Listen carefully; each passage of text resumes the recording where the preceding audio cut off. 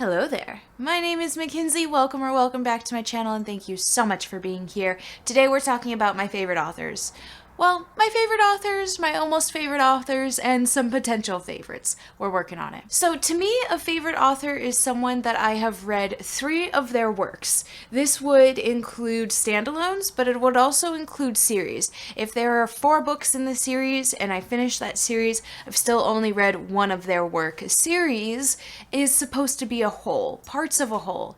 So I don't feel like I could accurately say that they were a favorite author after reading only 1 series from them. With that being said, I have 5 authors that I believe to be my favorite authors. These are auto-buy authors for me, auto-read. I want to read everything that they've ever written. I want to read backlist. I want to read the new releases. I'm very excited about their new releases. I follow them on Instagram. I follow them really just Instagram because I don't do Twitter. But basically I follow them everywhere to make sure I am always in the know about all of their new stuff. Of these 5 authors, 2 of them I found that I loved them in the summer of 2021 when I went through this like binge read of all of these YA romance novels, and like I feel like I read some of the most popular ones that had just come out that year, and then from the last 2 or 3 years. Like I read a lot over that summer. There are also 2 authors on this list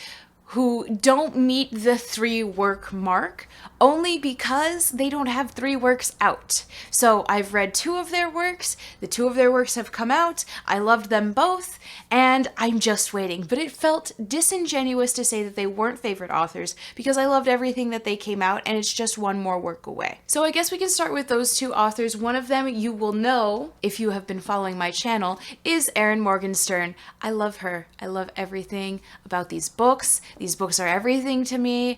I will hear no criticisms. I already know what you're going to say anyways. It's all vibes and no plot. And you know what? I don't care. I don't care. They were perfect. They were amazing. And honestly, I feel like Night Circus has a bit more plot than the Starless Sea does, but they were both just so good. And I felt like the Night Circus also like a magician's battle. That's not really what it is. It's more vibe. But I loved it, and I loved these books, and they're so amazing and beautiful to me, and like, they're so great. I want to get better copies of them. I only have them in paperback, but I want a few more. I want a hardcover edition, and I believe the Night Circus Waterstones edition was like special, and it was so beautiful. I think the Waterstones edition for a lot of these books are absolutely gorgeous, and it really bums me out that like, I don't have one here in America. Like, come on, man. Next, the other author that I only read 2 of their works, but they only have 2 works out, is Adiba Jaigirdar, who wrote Hani and Ishu's Guide to Fake Dating and The Henna Wars. I love these books. Okay, they're so cute. They're so adorable. I love that they are in the UK. I loved the audiobooks. They were so cute. I love that these girls were so sweet and so adorable, and like you could see, it was just so relatable. Like the pressure they were under, and in both books they have one of the girls is dealing with realizing that she is queer, and like it's just so beautiful, and I'll never get tired of those stories. They're just so cute. And I love them. I love everything about them. They were so cute. So I want to get copies. I think I'm going to get these in paperback. Honestly, I wouldn't mind getting them in hardcover, but my Barnes & Noble just never has them. The same could be said for Jennifer Dugan's books. I read Some Girls Do, Hot Dog Girl, and Verona comics, and oh my god, they were so good. I loved them. I loved them. Some Girls Do was absolutely amazing, and gosh, it was so good. It was so good, you guys. Broke my heart. Hot Dog Girl was very cute. I thought it was much more of like a coming of age rather than a romance, but it did have those romantic elements, and they were just sweet. And then Verona Comics is a Romeo and Juliet kind of retelling, and like so much about you know, codependency and not being that way and getting help that you need and like being a support system for someone. It was so adorable. Oh my gosh. I love Jennifer Dugan also. She has a graphic novel coming out this year called Coven. Is it this year or next year? It's called Coven. I am over the moon about it. Also, most recently, Ruth Ware. She's my girl, you guys. Okay, so it started off with In a Dark, Dark Wood. I took this to read while I was at the DMV, and like, it was at the DMV for a very long time, but I finished it at the DMV, you guys, and it was so good. And after everything that happened, blown away. Blown away. I just... What? And that's how I feel about all of her books. After this one, I read The Death of Mrs. Westaway, and like, it didn't have as much shock value as the other ones, but like, it was still so good. The twists were juicy, you guys. And then the turn of the key, oh my gosh. These books are changing me as a person. This author, I can't believe it.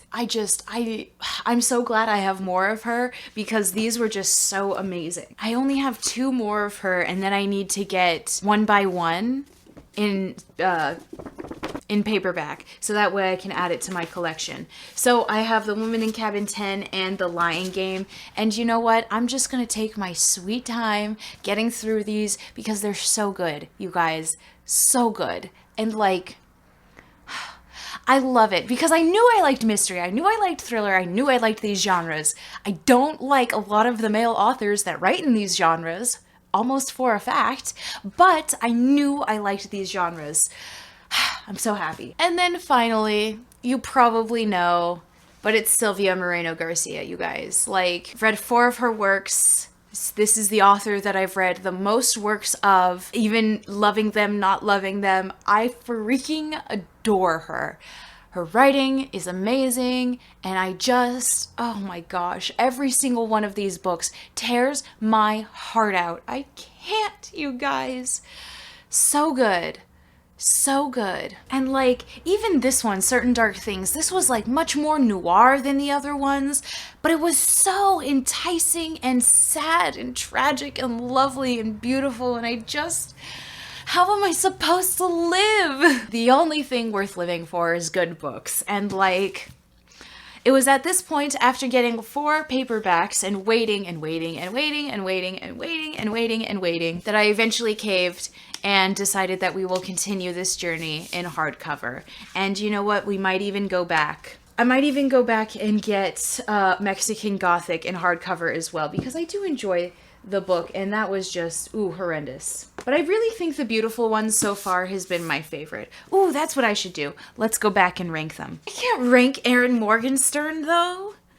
Oh no, which one do I like better? You know what? This one was queer. This one had dual timelines. This one had multi-POV, multi-timelines, multi-everything. The beeline. I'm gonna have to say that the Starless Sea I like just ever so slightly better than the Night Circus. But that almost hurt to stay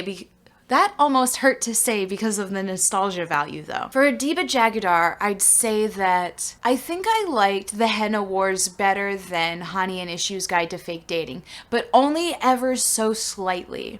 Because in Hani and Ishu's Guide to Fake Dating, there is like a sibling element, and like they don't get along, or like Ishu, I believe it's Ishu who has the sister, and Ishu believes that her and her sister don't get along, or there's a rivalry there, and like, that wasn't my favorite part of the storyline, not to mention it's like sad, so, you know. But the other one has like, in the Henn Wars, they like stand up for each other against each other's friends, and like, oof, I'm all about that. With Jennifer Dugan, I would say it goes Some Girls Do, Verona Comics, and The Hot Dog Girl. Yes. With Ruth Ware, oh my gosh. I think it goes The Turn of the Key, In a Dark, Dark Wood, and then The Death of Mrs. Westaway. Because honestly, this changed me as a person. I can't get over it. I still think about it and nearly tear up. And then this one, almost the same thing. Like, it was crazy to me. And then this one, it was just like it was just not as many twists. Like in these other ones, it's just twist upon twist upon twist upon twist until you're twisted out and you're just like, I don't even know how to feel. And this had less of that. With Silvia Moreno-Garcia, my goodness, I think, I don't know. I can't do it. Like, I can say which one is my favorite, but I can't say there is one that I like least or less. A lot of them have tragic I can't. These ones kind of have tragic endings. This one, I was on the edge of my seat the whole time. This one the same way. Like, I feel like these ones kind of had the happiest ending and these ones had tragic endings. But I loved them both, all of them. I can't do it. I can't do it. Nope, don't make me. I'm not gonna do it. I can't do it. Moving on. Okay, now for almost favorite. These are authors that I have read at least 2 of their works, but I liked the 2 that I read. Let's talk about Gillian Flynn really quick, because I didn't read Gone Girl, but I watched Gone Girl, and I was like, oh my god, Becky. Is that what the books are like? So instead of picking up Gone Girl, because I've already read that one, I picked up this one. And like, I don't even know what to say. I feel like Gone Girl is like, yeah, she was like gaslight, gatekeep, girl boss, but like these ones were just tragic heroines who had a rough go of it their whole life. And like, did it get better? I don't know, kind of, maybe, but like, not really. I can't even. These were so intense. Like, these books are pretty short books, and I took days with them because it was just so intense. Crazy, you guys. Like, if you haven't read these and you don't mind it getting a little crazy, I'd recommend them. So I've read 2 of her works. I want to read Gone Girl. I am going to say that if I read it and I like it, then we'll say that she is a favorite author. I think these are the only 3 works that she has. If she had another work, I would have tried to read that one instead, but she doesn't have another one. There is like a novella, but I don't like reading ebooks. They hurt my eyes or something. Next, let's talk about Christina Henry. So I read Alice. Oh my god, that blew me away. But this is the first in a trilogy. I haven't read the other 2. I didn't know there were other 2. And I just, didn't Google things. And so I just lived my life with that ending. And like, it doesn't end poorly, but it definitely is like the beginning of something, like a new adventure at the end. And I just let it be. So I haven't finished this series, but I have read The Lost Boy. Oh my god, this was such a dark Peter Pan retelling. And then Near the Bone. Oh my god. Stop it. It was so good. It was crazy. It was hurting. It was a slasher film at the end. And like, it was so good, you guys. And this one, I can't even get over. Oh, so dark, so crazy. And like, I think that's why I like Christina Henry. I feel like she lets it get really dark, but I still feel like I'm in good hands. Like, things will work out in some way. Like, she's never led me astray before. So I have Alice to finish, and I also have Horseman to start whenever I get around to it. Kelly Quinlan. I almost forgot because I don't have any of her books on physical. I also read her over the summer. I read She Drives Me Crazy and Late to the Party. There's another one called Her Name in the Sky, but the cover doesn't make me want to read it. It actually makes me not want to read it. So I haven't read it. So I'm not really sure what the next Kelly Quinlan I'll read will be. Maybe one of her new works. I feel like She Drives Me Crazy is probably above Late to the Party, because Late to the Party was much more of a coming of age story and like finding your place amongst your friends. And not like I don't like those things, but when it comes to that or a female-female romance where they're fake dating, I'm gonna choose the female-female romance. Like, that's just how it works. And finally, we can talk about Grady Hendrix. So I've only read 2 Hendrix, My Best Friend's Exorcism and The Southern Book Club's Guide to Slaying Vampires. I know he came out with a new one this year. I did not want to read it. It did not look like I would like it. I actually think that I would really not enjoy it, so I didn't read it.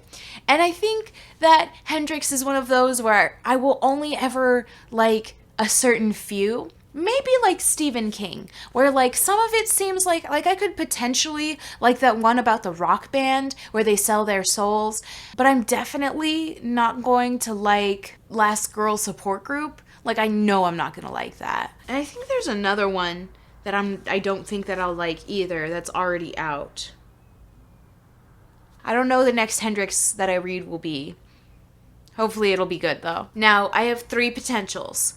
And I'm calling them potentials because I'm either in the middle of their series, I've only read one of their completed works, something like that. Sarah J. Maas is one of those where it's like, I like what you're doing, but you haven't finished your work, and I haven't finished your work, so like, can I even say that you're a favorite? I really loved the ACOTAR series, but like, now with A Court of Silver Flames, like, is that still part of the ACOTAR series? Or is that like a sequel series, like what Rick Riordan did with Percy Jackson? Which is fine, I'll probably count them as 2 different series, but if that's the case, then I've only ever read the ACOTAR series. I haven't even picked up A Court of Silver Flames, which is kind of... that's a bad thing. I should read that. And then I am in the middle of the Throne of Glass series, which is finished, so that is a potential, completed work. And then also Crescent City, or House of Earth and Blood in the tiniest text possible. Man, I loved this book, though. It was so good. And I can't wait for the second one of this one to come out. I went to Barnes & Noble, actually, yesterday, early, to see if they had put it out early. They had not, and I was very sad about it. Also, I'm gonna say that M.K. Jemisin has really, really high potential. This was an amazing book. This was outstanding. It was crazy how good this book was.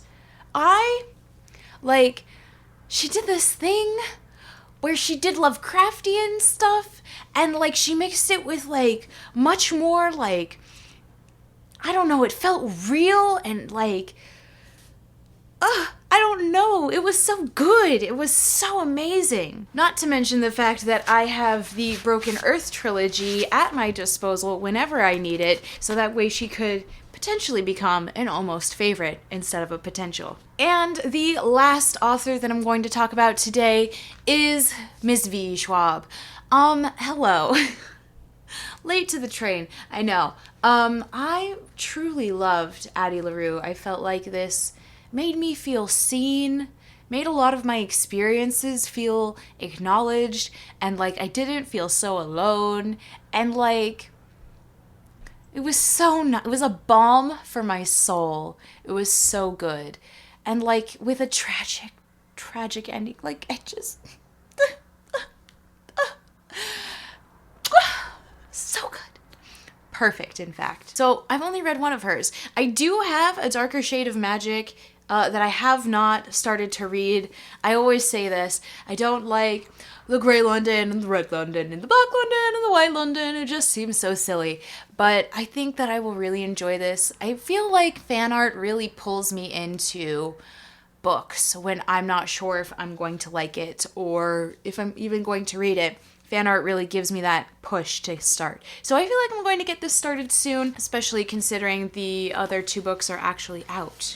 And I think she said, it's not this one, I don't think, is she continuing the series, or is it The Vicious Vengeful that she's continuing? I'm really not sure. That's one that I want to get into. There's a duology that she wrote called, like, Our Secret Song or Dark Duet or something like that. And that seems like I could like that. I know I'm gonna like Gallant, so I can't wait for that to come out. I'm so excited for that one. But yeah, so that's a lot of my favorite authors. I hope you guys enjoyed this video.